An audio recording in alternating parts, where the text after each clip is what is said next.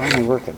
Okay, so today what we're going to talk about the law of sines, okay? So we're going to write that down, the law of sines. Law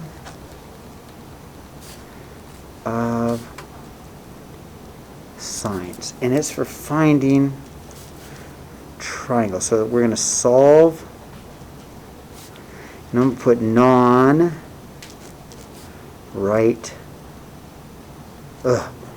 triangles, okay? In fact, if I take a look at this example here, that is not a right triangle. So first of all, if it's not a right triangle, there's no hypotenuse. Right? There's no hypotenuse. Okay, you guys agree with that?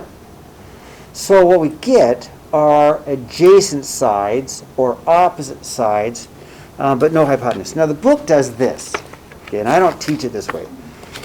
They'll say the formula is sine of A over A, sine of B over B, sine of C over C, and they give you triangle ABC. Or A over sine of A, B over sine of B, C over sine of C. Okay, now not every triangle is called triangle ABC. In fact, if I look at my first example, it's just a triangle, right? So I do it differently, okay? And I think it's better the way I teach it. You're going to appreciate the way I do it, okay? So, first of all, it all has to do with opposites, okay? You need a pair of opposites. Write that down, please. In fact, I'm going to highlight that. You need a pair of opposites, okay? To do the law of sines, you have to have a pair of opposites. Well, what does that mean?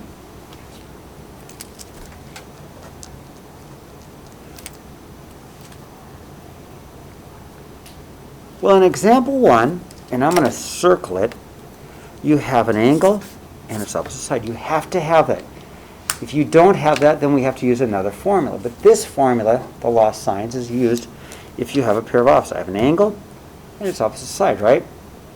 And then I got a side here, which means I could possibly find its opposite, okay? And I'm going to give you the formula in a second, okay? Need a pair of opposites. Opposite A, I've got an angle, opposite side. See that? I have a side, I could get an opposite angle, right?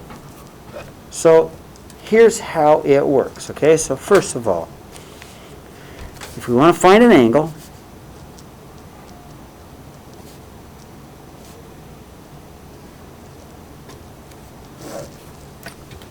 the formula is this. Sine of theta 1 over opposite 1 equals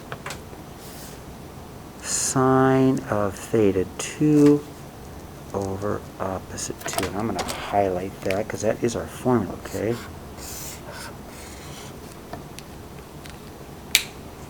And I'm going to add one more step when you get that done, okay?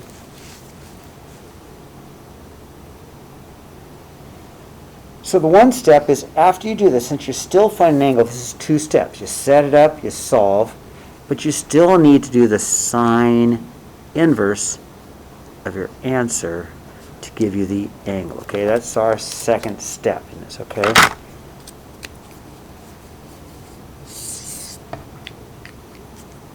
Because if you're finding an angle, we always have to push the inverse button. Always, okay? Since it's a law of sines, it's easy. All you have to push is the sine inverse. You don't have to think, is it cosine inverse?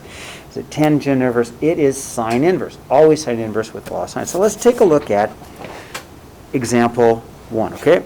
So in example 1, what I have is I have my pair of opposites, right? And I will have a pair of opposites. All has to do with opposites. Now watch the formula. It says sine of theta 1. So we're going to go sine of 40 over 5. Okay, look. Sine of the angle, sine of theta, over its opposite side. See what I did?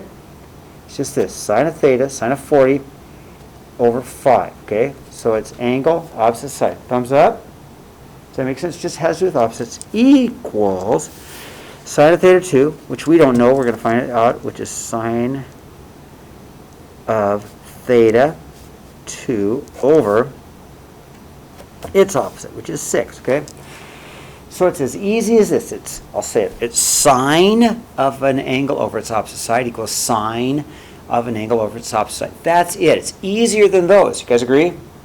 So then, if I'm going to solve for theta, I'm going to multiply up to 6. Okay, I must solve. So I'm just going to multiply up to 6. I'm going to rewrite this as 6 times the sine of 40 over 5. Okay, this equals sine theta 2.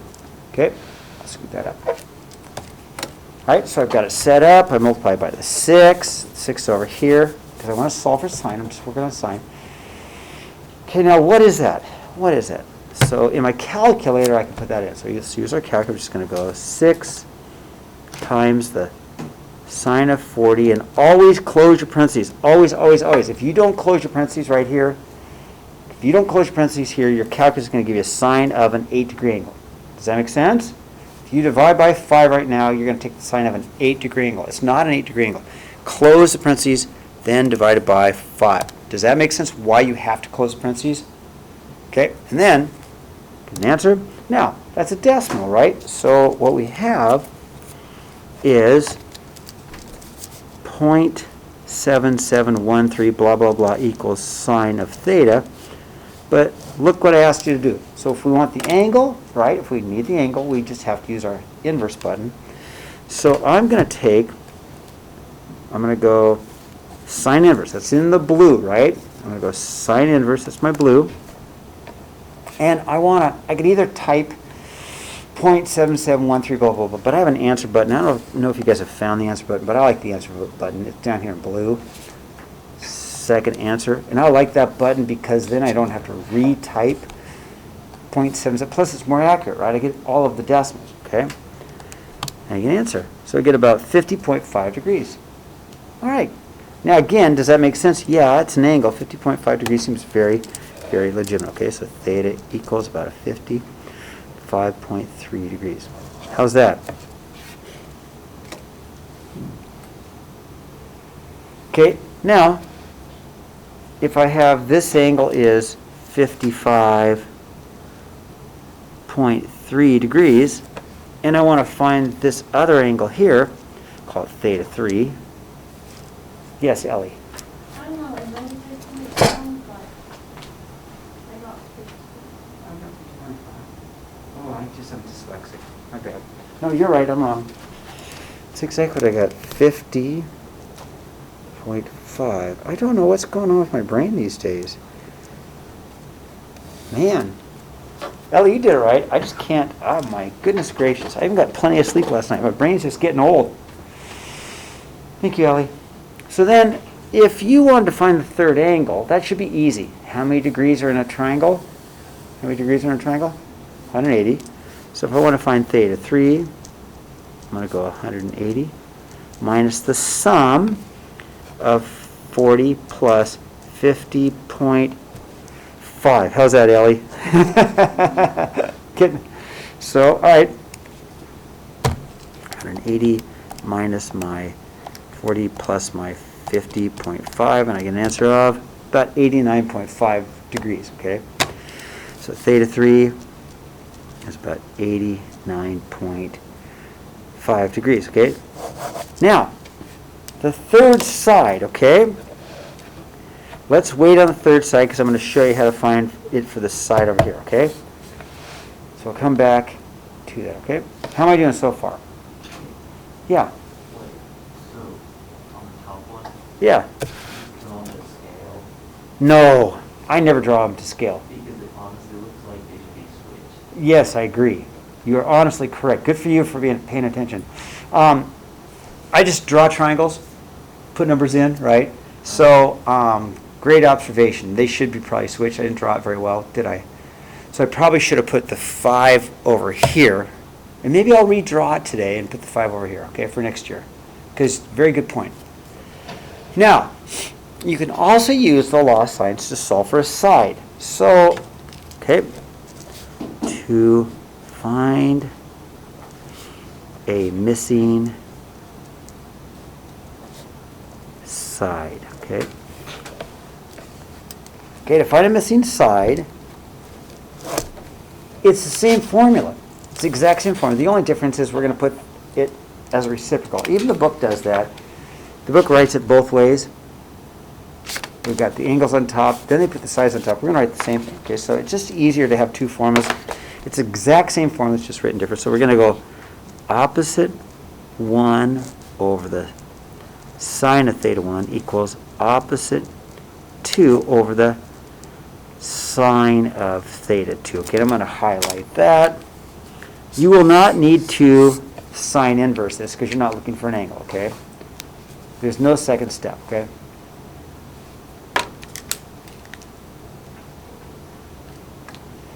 All right.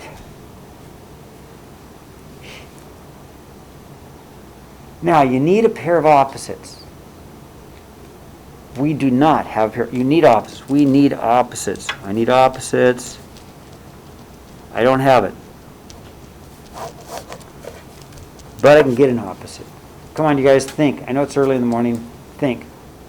I can get that. I can get one more thing easily. What's the one thing I'm missing that I can get easily? Yeah, Ellie? You can get the third angle. I get the third angle. And if I get this theta here easily, then I'll have my opposites, right? Everybody agree with that? So my angle theta, we'll say, is 180 minus the sum of these two angles, 82 plus 70. Right, let's see what we get. 180 minus parentheses, 82 plus 70. And I can answer about 28 degrees. So theta is about 28 degrees. Okay, let me put that in there, okay? Now, the law of sines is all about opposites, and we have a pair of opposites, right? So if we have a pair of opposites, then we could find an opposite side, and it doesn't matter at this point in time. We could find the side opposite the 82 or the side opposite the 70. It does not matter. How about this side, okay? So let's call this, let's call it, I don't know, what do you guys want to call it? A, X, Y, what do you want to call it? Give me some letter, some variable. Kaylin, what do you want to call it? X it is. Let's call it X. So we got side X, okay? So we got a pair of opposites, okay? So opposite 1, that's my 13, over sine of theta, sine of 28. So this side over that equals opposite 2, which is X, over the sine of 82. So I'm going to set that up. So I'm going to rewrite this as 13 over the sine of 28 equals my X over the sine of 82, okay? So, side over the sine of its opposite angle equals side over the sine of its opposite angle. It's super easy. Okay, now to solve, I'm going to multiply, because I want to solve for X, I'm going to multiply the sine of 82 up over here, because that gets X by itself, right? Isolates X. So you're going to, okay, 13 times the sine of 82 divided by the sine of 28 equals X. And I'm just going to put that in my calculator. Now, putting this in your calculator on your phone, it's a little bit tough, okay? But it can be done on your phone. But that's why I like these calculators so much better. So I'm going to go 12 times the sine of 82. Close the parentheses. Always close the parentheses. Divided by sine of 28. Close parentheses. And I get an answer of about 25.3. Yes? Isn't it 13? Did I make a mistake again? Right. I think you wrote 12 instead of 13 when you rewrote it. Mm-hmm. 13 there. Where? And then you put 12 into the calculator. Oh, I did. Gosh, you guys. Man, I really did get plenty of sleep last night. Thank you. I don't know what's going on. Sine of 82. Time to retire. Wouldn't that be great? No, I can't retire. I'm too good at what I do, except I keep making mistakes. 27.4. Thanks, Abby. Okay, ready to turn the page? What do you guys think? Pretty easy? Guys, pretty easy? Okay, turn the page. Let's see what we got on the back side, okay? Now, area. One last formula, okay? Area. And this is an easy formula. So, normally, area of a triangle is 1/2 base times height, okay? And the height is the straight up and down height, okay? So if I look in this particular triangle, I don't know the height. if I look at this triangle here, I don't know the height. So either we're going to have to do a whole lot of work, which you could. You could use a little bit of right triangle trig, get the height of this, and then come back, base times height divided by 2. But there's an easy formula that has the height built into it, okay? So if you don't know the height, but you must have what we call in geometry, you must have what we call side angle side. Okay, you have to have that for this to work. And in this case, we have side angle side. Okay, you have to have side angle side for this to work. The formula is area is equal to 1/2 my adjacent side times my other adjacent side times the sine of the angle. Okay, it has to be the angle in between, like the 58. Okay, can't be this angle. It has to be side angle side. Okay, so it's really an easy formula. You're just going to go to find the area of this. I'm going to highlight my formula.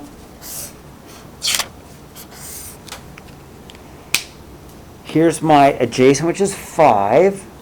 My other adjacent 6, because those are the two sides next to it. Remember, there's no hypotenuse, right?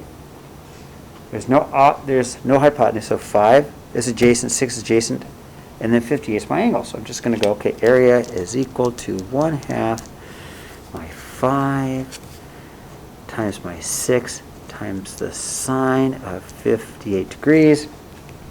What is that going to be?